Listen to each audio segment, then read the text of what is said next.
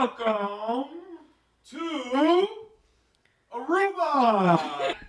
Luffy will be king of the pirates. On that note, hello and welcome to Time of Death.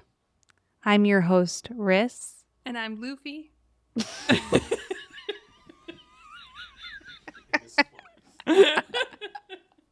you say I'm Luffy? Yeah. And I'm Dee. And I'm super insulted that they're watching what's it called? One Piece Man? One Piece. One Piece Man? Going on longer than I've been alive. What is it, One Piece? It's One Piece. They're watching One Piece on mute while I talk because they don't find me entertaining enough, Dee, right? They don't find me entertaining either. Very rude, isn't it? I think it's cute that they're here. I think it's cute. All right, let's do it. Be quiet.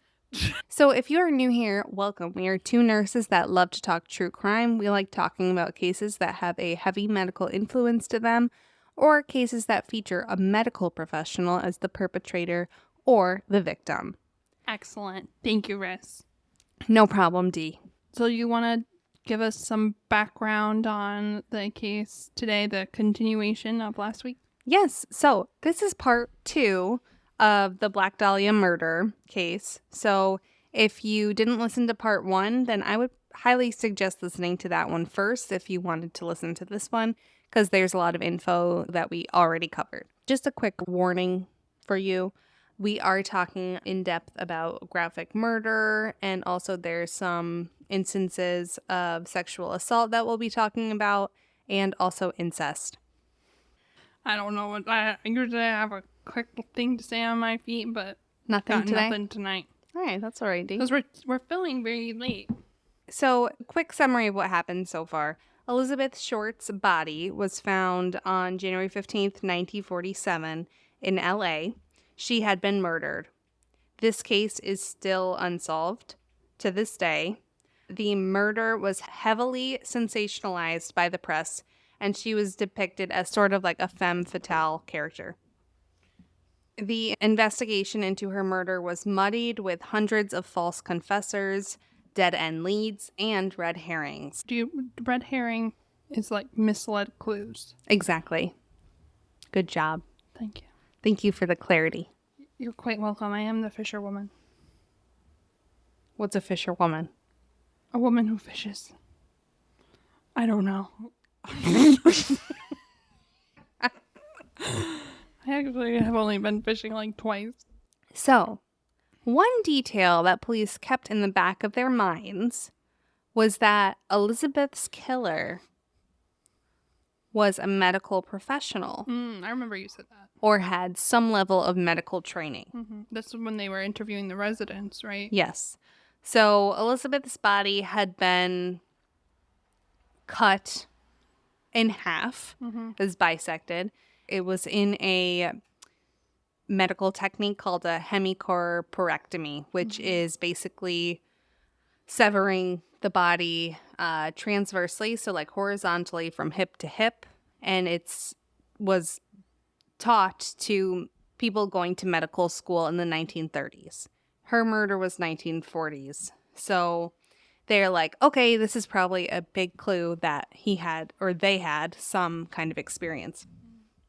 So that's where we left off. There was a long list of suspects that police had to wade through, with about 25 names on it. One of these names was George Hodel. He was a physician in the 1940s. And just a little quick background on George. George was born in Los Angeles in 1907. He was pretty smart growing up, and he actually was very musically inclined as well. He attended the California Institute of Technology in Pasadena after he graduated high school.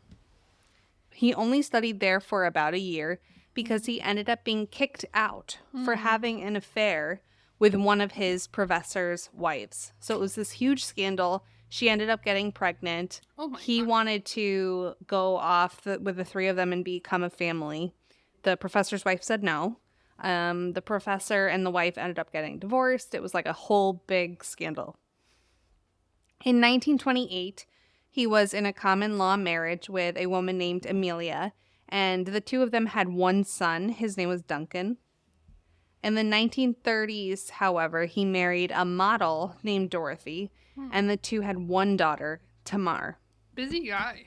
Yes, Fertile guy. I guess so. In 1932, I guess so. In 1932, George graduated pre-med from Berkeley, and then he went on to attend the University of California, graduating in 1936. So he gets his medical degree, and he goes on to treat the STDs of the Hollywood elite. How appropriate for such a philanderer. Oh, yeah. And he becomes very successful in his practice, but also he becomes very popular in society and the art world. In Hollywood, he and his group of friends were super into the party life. So they were drinking a lot, partying all the time, and they also engaged in a lot of sex. Just a PSA. STI testing. I think it's so important. This is my soapbox. Because, you know, even when you're in a monogamous relationship, I think it's something that should be like a part of your annual physical. I think it should be too, or at least offered when you're getting a physical done. Absolutely. And, the gold standard is making sure that you're having that done before new sexual partners. Yeah, exactly. So just, being careful, try to avoid high-risk behaviors. I know everyone's lifestyle is not conducive with that, but just be safe out here because STDs are no joke. And a lot of the times you're asymptomatic. Absolutely. You can be asymptomatic. Fertility can be impaired, Yep. All kinds of complications. So I'm a really big advocate of STI testing. I always take it whenever I'm offered it. So just, something to keep in mind. A good message in this tragedy. Yeah. Sexual health is important too. By Sorry this to time, go completely off. huh? I'm sorry to go completely off the rail. No, it wasn't off the rail. It was very on brand for George Hodel. All right, so by this time, George meets another woman, and her name was also Dorothy, and she was a friend's ex-wife. So George differentiated her from his other wife, Dorothy, by calling this new wife Dorero. What? Dorero. Dorero. I gotta call our mom that. I thought that was a good nickname for her. Dorero. So we're going to call her Dorero. Dorero. Dorito. Dorito. Dorito's cute. Do That's for her. funny. I got to call her. We got to call her that. Dorito. Dorero. So by the 1940s, George was basically a polygamist. He lived with Dorero and their kids, but also with Dorothy and their daughter, and also sometimes Amelia and their son. It's just like a commune. But he also took other lovers, and there's some speculation that Elizabeth Short maybe was one of them. In 1949, his daughter, so this is after Elizabeth's death, his daughter with the first Dorothy, Tamar, claimed that George, her own father, had sexually abused her and that she had gotten pregnant as a result of the abuse. During the trial, Tamar had claimed also that he was the one who had killed Elizabeth Short. He was the Black Dahlia killer. He was acquitted. I don't know, but he was acquitted. After being involved in this incest and sexual abuse case, George earned his spot on the police list because he was then considered a suspected sex criminal, and then they were watching everybody with that title. Beyond that, 8 people had said that George and Elizabeth had been involved in 1946, the year before her death. In 1947, George's secretary, Ruth Spaulding, was found dead in her apartment, apparently having overdosed on sleeping pills in a suicide attempt. This is somebody who just knows all the intimate details of George's life. Like, it was pretty shady. Did they suspect foul play? No, I don't think so. But people do. People do suspect it, but he never was charged with anything. In 2003, a file... So this is like more than 50 years after Elizabeth's death. In 2003, a file about George's suspected role in the murder was discovered at the Los Angeles County District Attorney's Office. It disclosed that he was a suspect. His house was bugged by the LAPD in February and March of 1950. On February 19th, 1950, they heard a woman screaming, and then not long after, they were able to get a pretty shady snippet on the bug devices. It said, or he said, realized there was nothing I could do. Put a pillow over her head and cover her with a blanket. Get a taxi. Expired 12:59. He also said, supposing I did kill the Black Dahlia, they can't prove it now. They can't talk to my secretary anymore because she's dead. They thought there was something fishy. Anyway, now they may have figured it out. Killed her. Maybe I did kill my secretary. What a POS. So after this, the heat started getting hotter. His second wife, Dorothy, was interviewed. She said that she didn't think George was involved, but she did say that the Biltmore Hotel, which, if you can recall, is the last place that Elizabeth was seen before she disappeared on January 9th of 1947. But she said that the Biltmore Hotel was a central location for her and George, and that they had been there for lunch and dinner in the past, which isn't like a 100%, oh, he did this, but it is like he's had been connected to this place in the past. Hodel dies in 1999, but his son Steve was working as a homicide detective, and after George died, while Steve was retired, Steve started looking into George's role in Elizabeth's murder. One day, Steve is going through his dad's things when he found a photo album, and inside of it there were 2 pictures of a woman who looked very much like Elizabeth Short. He also knew that George was almost certainly taught the hemicorporectomy procedure in med school. And to top it off, Steve said that the letters written to the press, if you can remember, there was like one letter, or there was letters sent in to the LA Examiner with at least a couple handwritten notes. And he said that that handwriting looked a lot like George's. He also made note that George had purchased bags of concrete right before Elizabeth's death, and they were the same brand and everything as the ones that were nearby her body when it was found. That's the bag of concrete that actually had her organs in it, right? It had like blood inside of it. Yeah. Steve goes on to write a few books about why he thought George did it, including Black Dahlia Avenger in 2003. The results were mixed about Steve's theory. A lot of people said, okay, this is really convincing. And others said it was kind of too loose. Maybe there was some family issues that clouded Steve's view of his dad.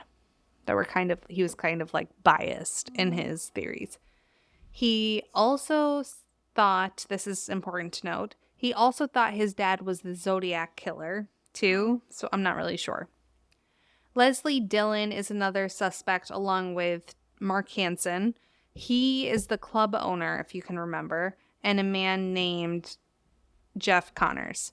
So Mark Hansen is that club owner whose date book was sent to the LA Examiner, and it had his name on it. So he also is the one who Elizabeth's friend Anne said had tried making moves on Elizabeth, but Elizabeth wasn't interested. So 2 years after Elizabeth's death, a man calling himself Jack Sand, who was really Leslie Dillon, called and said Jeff Connors had killed Elizabeth because she was going to speak up about an affair that was scandalous. Leslie also knew secrets that the general public weren't supposed to know, and he worked for Mark Hansen in the past. So this author, her name is Pugh Eatwell, wrote that Leslie, Mark, and Jeff killed her at the Astor Motel. The owners of the motel said that there was a room covered in blood and fecal matter around the time of Elizabeth's death. And some people witnessed that there was a dark-haired woman and someone who matched Hansen's descriptions. Hansen said this about Elizabeth. She just asked for trouble. She probably went too far this time, and just set some guy off in a blind berserk rage. No one was ever charged. George Knowlton is another suspect whose family member deeply suspects him. His daughter, Janice, wrote a book called Daddy Was the Black Dahlia Killer. She says that she had a lot of repressed memories that came up later in life.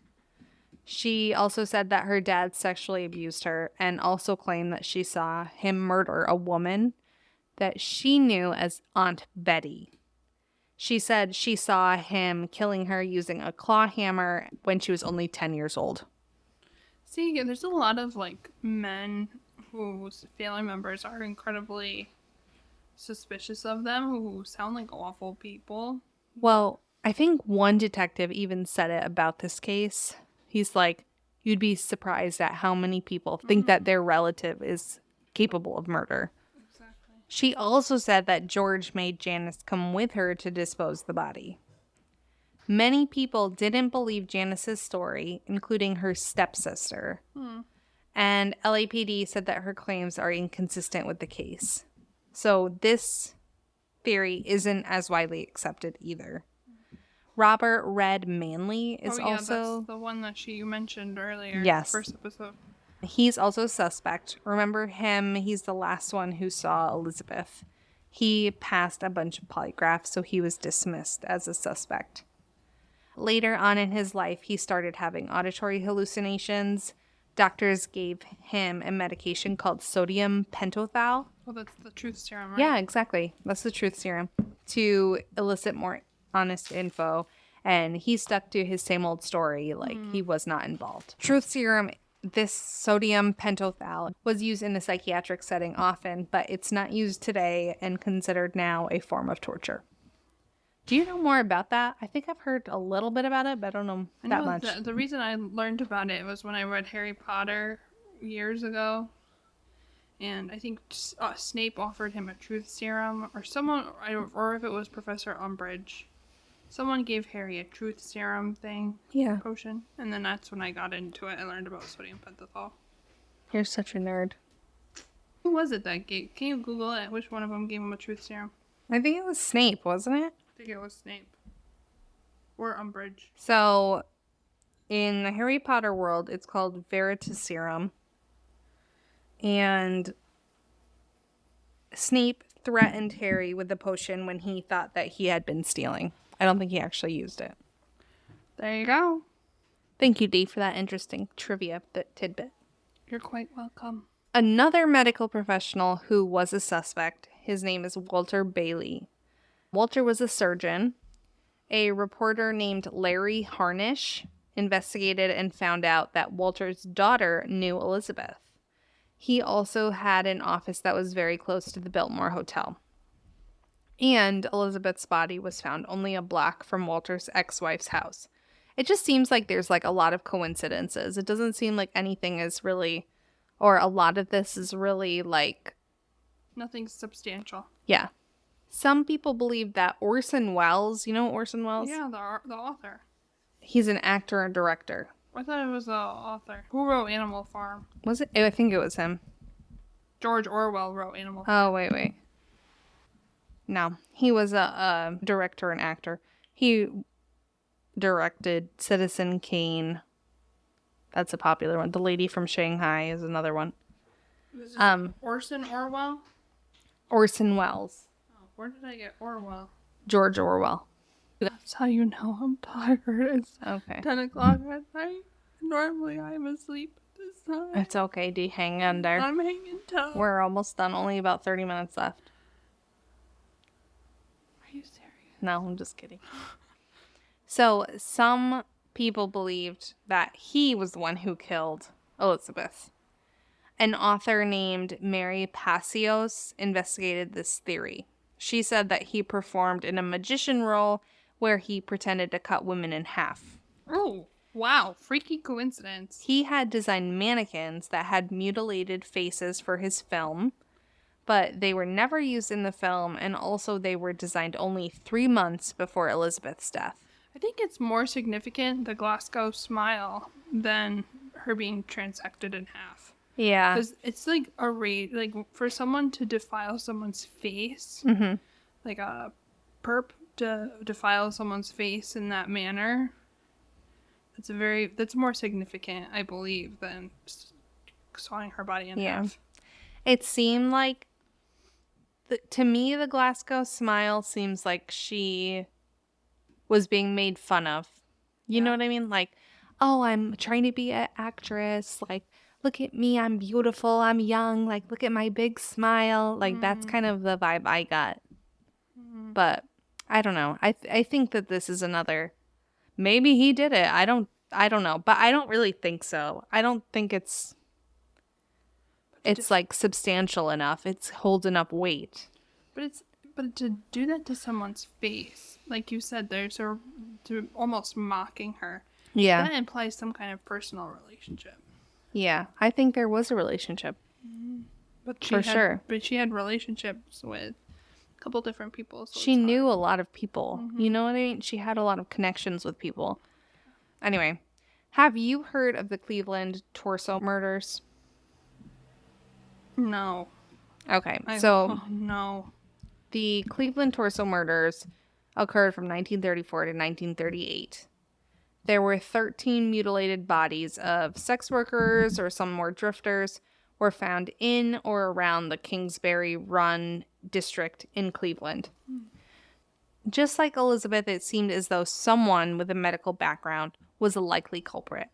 Someone had used surgical precision to dismember these bodies.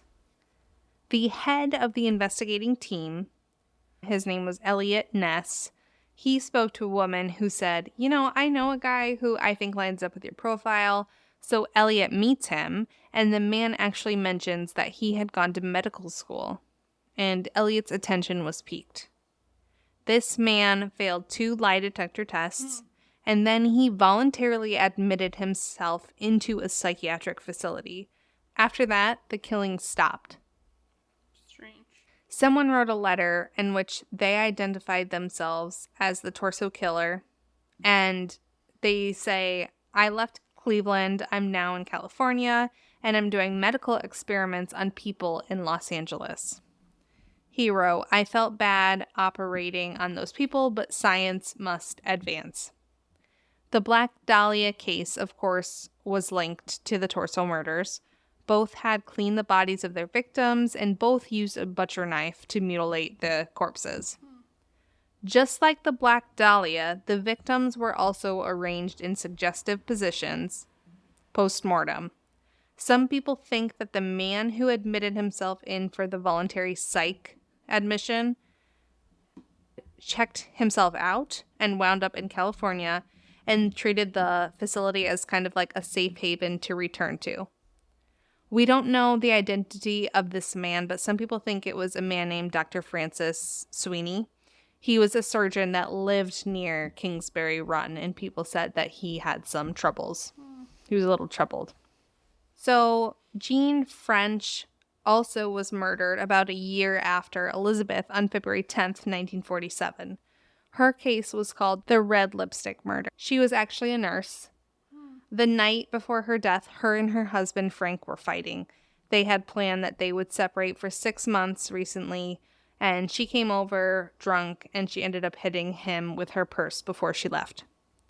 Reportedly, he was abusive to Jean, and neighbors witnessed this. So the next day, a bulldozer operator named Hugh Shelby found her naked, beaten body in a field nearby the Santa Monica airport. It was about 7 miles from the location of Elizabeth's body.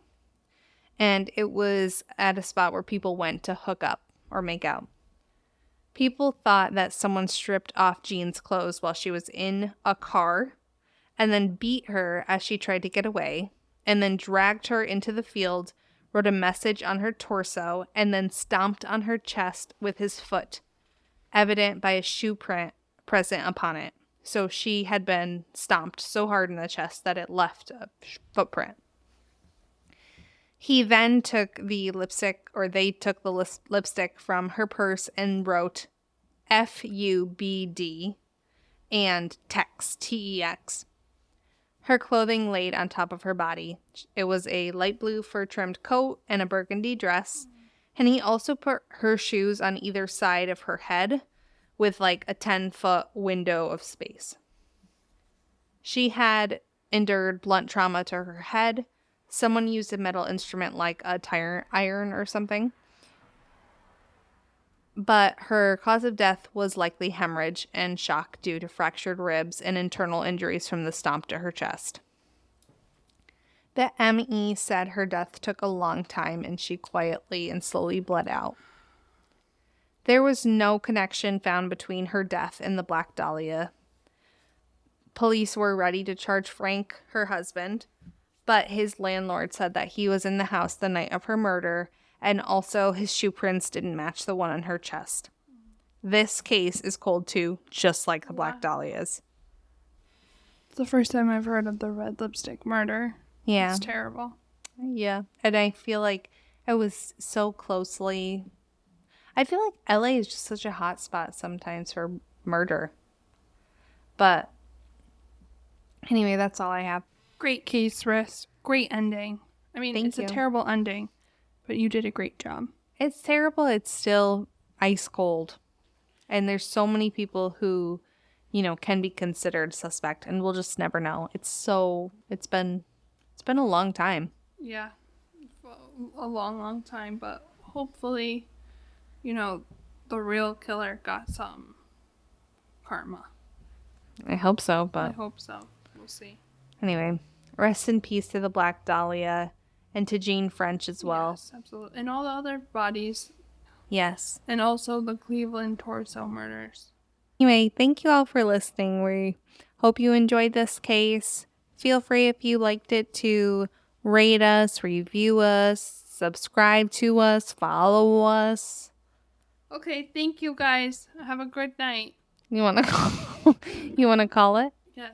What time? 10. 10. The time is 2200 or 10 p.m. for those of you who do not use military time. Thank you for hanging out with us tonight. Thank you. Love you. Bye-bye. Love you. See you next week.